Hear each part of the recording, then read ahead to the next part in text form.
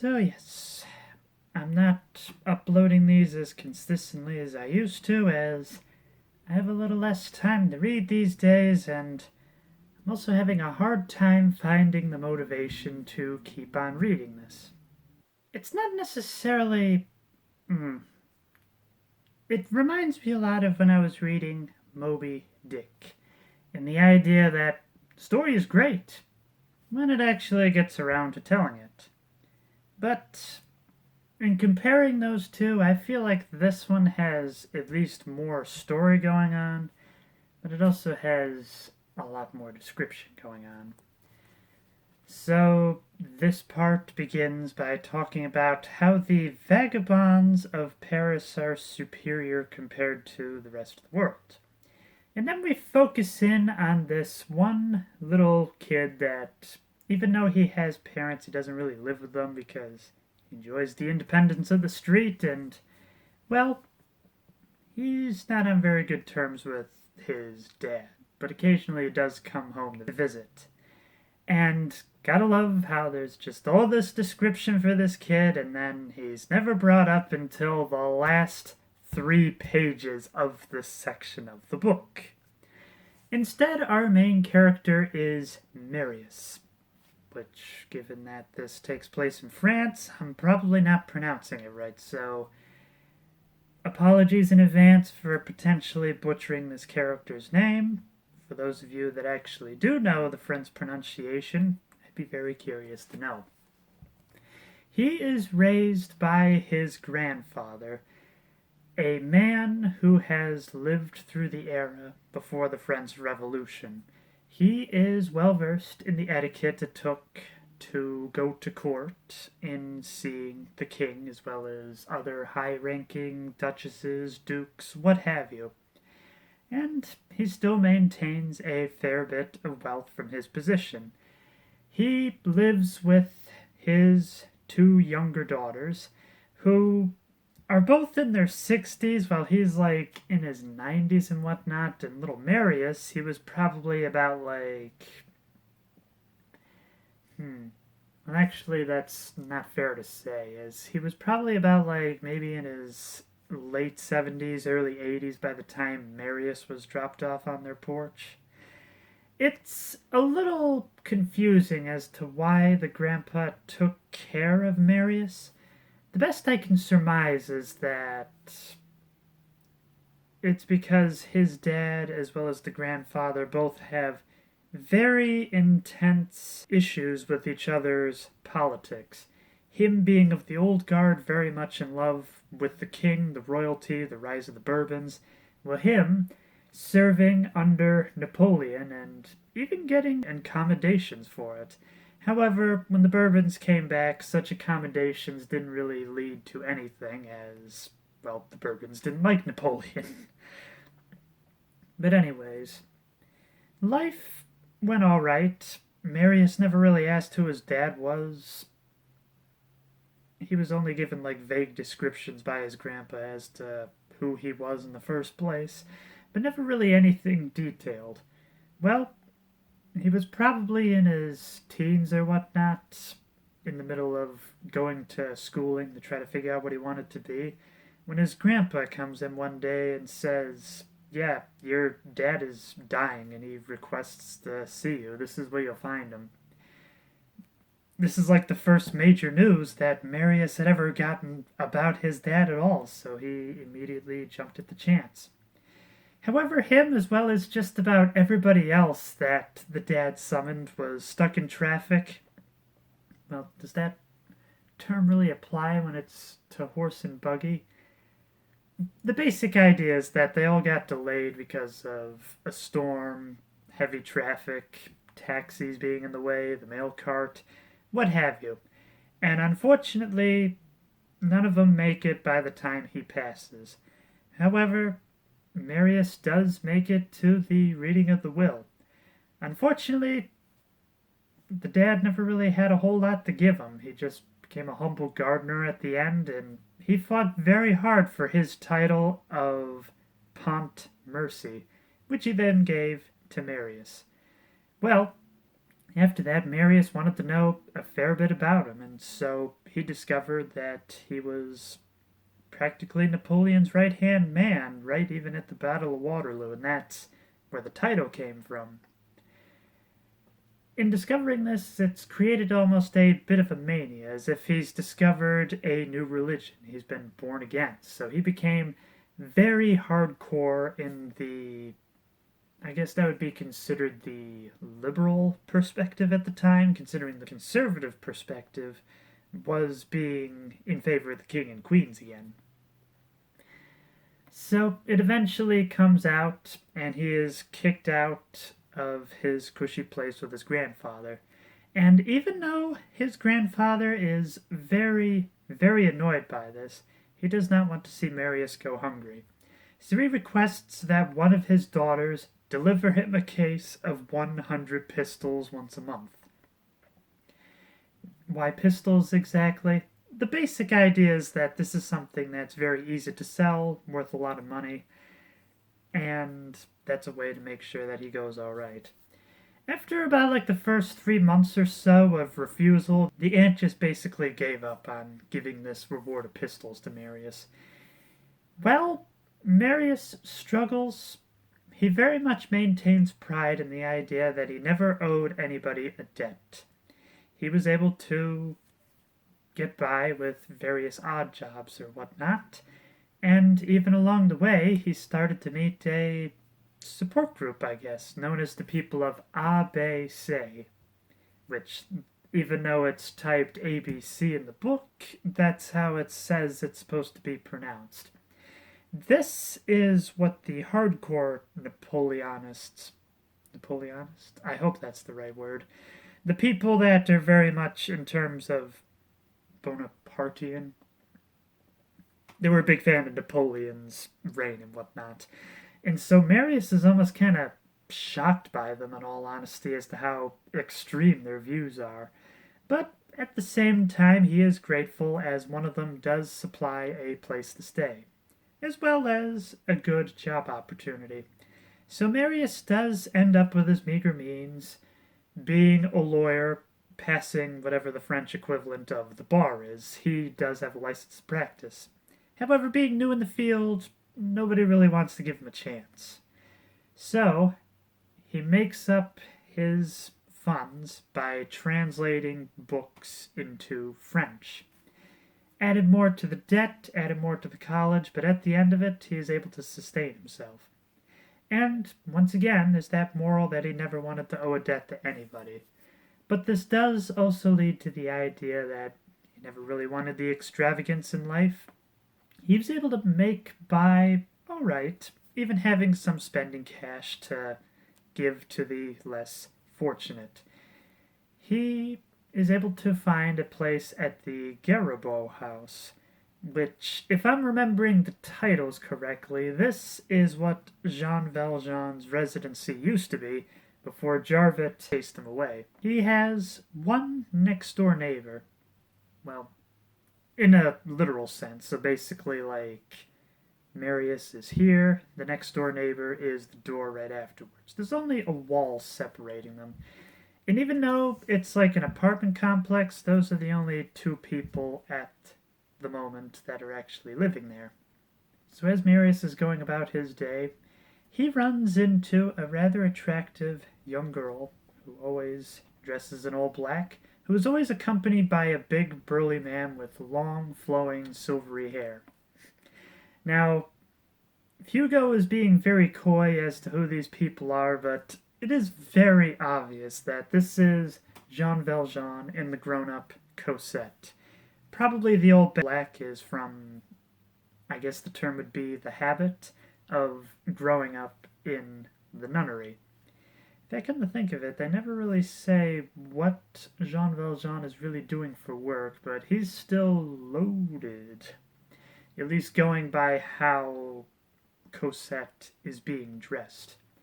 Marius is infatuated with Cosette right away, but he is just too dang shy to get up the courage to be able to say, hey, you want to go out sometime? Something that's a little bit painfully relatable, in all honesty. But Marius does try to do a little digging, find out where she lives. Which even Marius kind of agrees that that was probably not the best move, as, well, Jean Valjean still thinks that he's being chased by Jarvis. So as soon as he realizes that he's being followed, that somebody is looking into him, immediately disappears. And the whole time Marius is just kicking himself. It's just like, why did I do that? I should have just been brave and just asked her out. It would have been so much easier.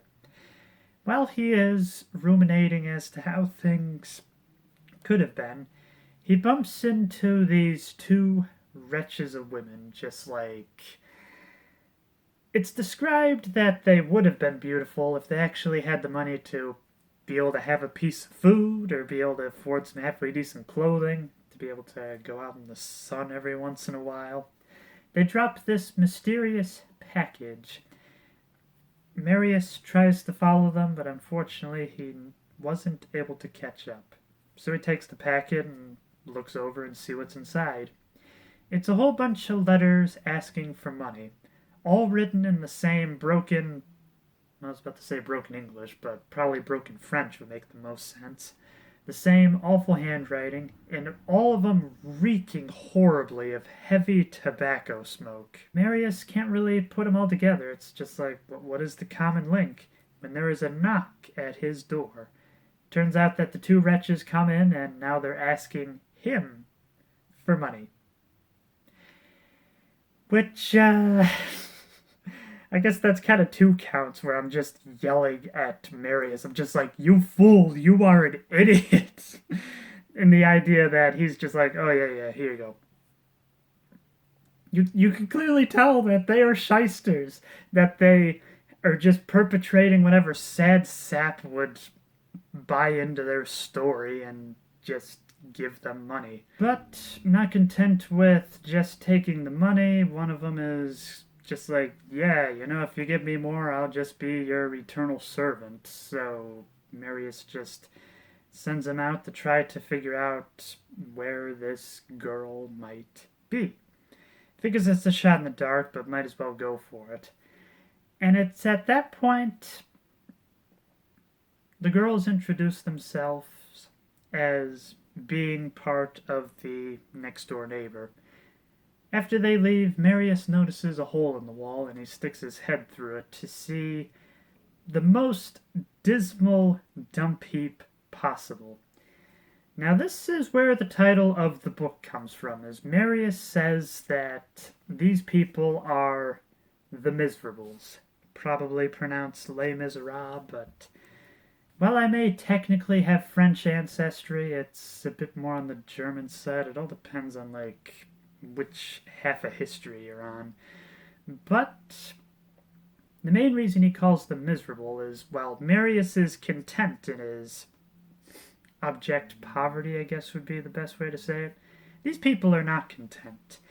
They live in garbage on purpose because it sells their story of being poor and being in absolute need of the money. Well, Marius kind of jumps back and forth a little bit, trying to figure out what they're all about. When, after all this searching, the mysterious man as well as the young girl go into this dismal dump heap. And it turns out that that's one of the letters that was sent out from the packet. Once again, Marius, these people are con artists. You're never going to be able to give them enough money. Why did you do that? Jean Valjean only has like 5 francs. I was about to say pounds, but that's a different type of currency. He has 5 francs, which he brings in, to which the head of the house. Actually, I should probably describe that. So, it's a father, as well as 3 daughters, and a wife. Now, as the carriage is coming in to actually bring in Jean Valjean, the head of the house, the dad, I'm just going to say for time's sake, decides to trash the apartment even more, break the window, destroy the only stool they have, make sure that the wife is sick in bed, and to cut the youngest daughter's hand, claiming that it's a factory accident. A way to try to get a little extra money out of the marks. So, the sad story that he's bringing up, in addition to all that I just said, is that he's going to be kicked out of the house unless he has 10 francs to be able to pay the rent. Well, when Jean Valjean gives the 5 franc piece, he's just like, oh, thank you. This man, I can't stand it. He has money, but he's not sharing any of it with me. Jean gives him a nice new coat and promises that he will be back later in the evening. Well, Marius doesn't really like the sound of this, as shortly after he leaves, the dad starts to round up all the local street thugs, which were very heavily described in another section of the book. They are in this section, well, like maybe 10 chapters before this even comes up, and by that time you're just like, okay, who cares? In fact, he doesn't even give the names as to who these hoodlums are. And on top of that, he keeps saying that, like, this might be the man that put us into this poverty in the first place. Now, being driven by his love for this girl, he wants to make sure that no harm comes to Jean Valjean. So he goes to the police captain and says that all these dangerous criminals are going to be showing up at this time. So Jean Valjean said he'll be back after Mass, so probably about like 6 o'clock and when he'd show up, and that's when the ambush would happen. Well, they go over the plan. Is that the police captain is going to surround the house, but in such a way that nobody is going to be seen. And the signal is going to be a small pistol, which is known as a fisticuff. Given that Marius is a lawyer, the police captain says you'll know when to fire the shot to make sure there's enough evidence to put all of these people away. So, that'll be the signal. He'll shoot up into the ceiling, but not at any of the people, obviously. And then the police will just come on in and take care of it. Now, the meeting comes up, and the whole time, the dad is just kind of like, don't you remember me? You're the one that took away our youngest daughter. You're the one that put us in abject poverty. You're the one that took away our business. And the whole time, Jean is just like, what are you talking about? I have no idea who you are. So, that is when he brings up the piece of the puzzle. His last treasure, so to speak. The sign of a rundown inn, to which he offers this to Jean Valjean for the price of 2 crowns. Now, it's at that point that Jean Valjean has been looking around and realizes that he's being surrounded by some rather shady-looking characters. Well, he is restrained, and they attempt to threaten him with torture. He's just like, try me. So he takes a hot poker from the fireplace, stabs himself, twists it several times, and says, you can't hurt me. But not before the dad just starts going on with monologue. So, this is the interesting thing, is that, as you may have surmised, these are the Thunderesses, however you're supposed to pronounce them. Those greedy people that were extorting Fantine to be able to take care of Cosette. And the whole time they're describing it, it's just like deadbeat. Couldn't even pay to have her daughter give the best treatment while all of ours are starving. Look, just because you can't put the bottle down, can't give up the tobacco smoke, or even try to get a legitimate job, that is not your fault. Now, once again, these people are being sold as the Miserables. But unlike Marius, who is figuring out how to live in this environment, these people are not. It's weird because at the same time they're trying to generate sympathy, they're also trying to show how putrid these people are. And it's a rather fascinating dichotomy. But really the biggest thing that stops Marius in his tracks is when he realizes that this innkeeper was the one that pulled his father out of the well. So he is just stuck there frozen in silence. It's just like, is he going to fire the gun get everybody arrested and basically spit on his father's memory. I guess I probably should have mentioned that. So those were the two things left in the will: the title of Pontmercy, but also, if he was to ever find him, to just be his eternal servant because he saved his life. However, this is also a fun case of dramatic irony, as we know the only reason that he saved him was because he wanted to rob him blind. He's just a good for nothing grave robber. Once again, vile human being. But yet he is the Miserables. Eventually, the police captain, which the crazy thing as well is the police captain is Jarvit. I feel like I should have mentioned that first for a bit of suspense, but well, I'm just kind of stumbling through this recap actually. So, Jarvit is able to round up everybody, and Jean Valjean is able to escape into the night, with Jarvit going, "Darn, that was the one I was the most interested in. Oh well, I'll catch him someday." And that's basically where the part ends, except just picking back up where this street urchin from the first few chapters came in, only to realize that his parents had moved somewhere. Well, this was a very interesting part indeed, as the beginning was dull, just describing why the street urchins of Paris are so much better to the rest of the world, going deep into depth as to who these dangerous criminals are, even though the crazy traits that were brought up in the first place have no bearing on the climax of this chapter. But yet, at the same time, I did like the character of Marius. The idea that he is perfectly fine with living in abject poverty, finding his views are not as extreme as his compatriots, but that relatability aspect of just being too shy to ask out the one he loves, and, well, the idea of going too far and then driving him away only to have him back again. And it reminds me a lot of part one, and the idea that Jean Valjean, that chase of having to testify and thinking about if he wanted to do it or not, is very similar to how Marius is just kind of like, do I destroy my father's legacy for the sake of this girl, or do I throw away my father's legacy for the sake of this girl?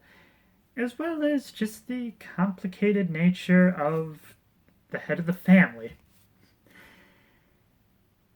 This last section was very exciting. It was probably like a good 30 pages and whatnot, and I just plowed through it in about an hour and a half. So much so that when I got done, I'm just like, what time is it? Oh my gosh, I should have been to bed a while ago. It was fun. That was fun. Much like the scheme of trying to get Jean Valjean out of the coffin.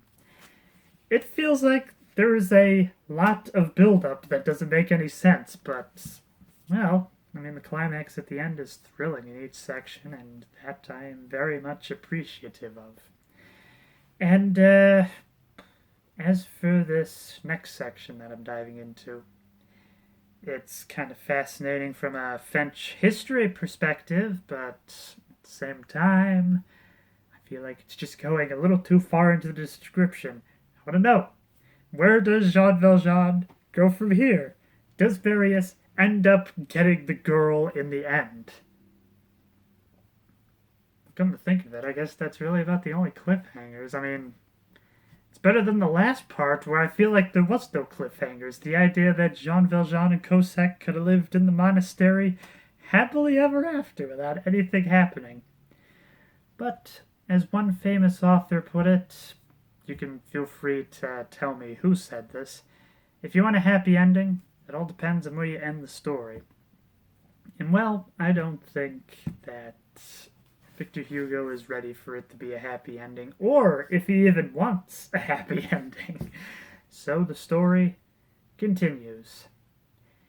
And, well, I hope the descriptions get a little less and less because I do want to finish the book. I want to see where the story goes. That's the emphasis. I want to see where the story goes. I don't care about the description. I mean, it's quite fascinating to think that there was another revolution after the king got back on the throne, and now who is in charge is basically the personification of the revolution. Wanting the stability that the more conservative mentality had, but wanting the rights that the more liberal mentality had. A combination of the both. Not really sure when I'm going to be able to get part 4 out there, but I hope you'll join me then. Until next time, keep having fun.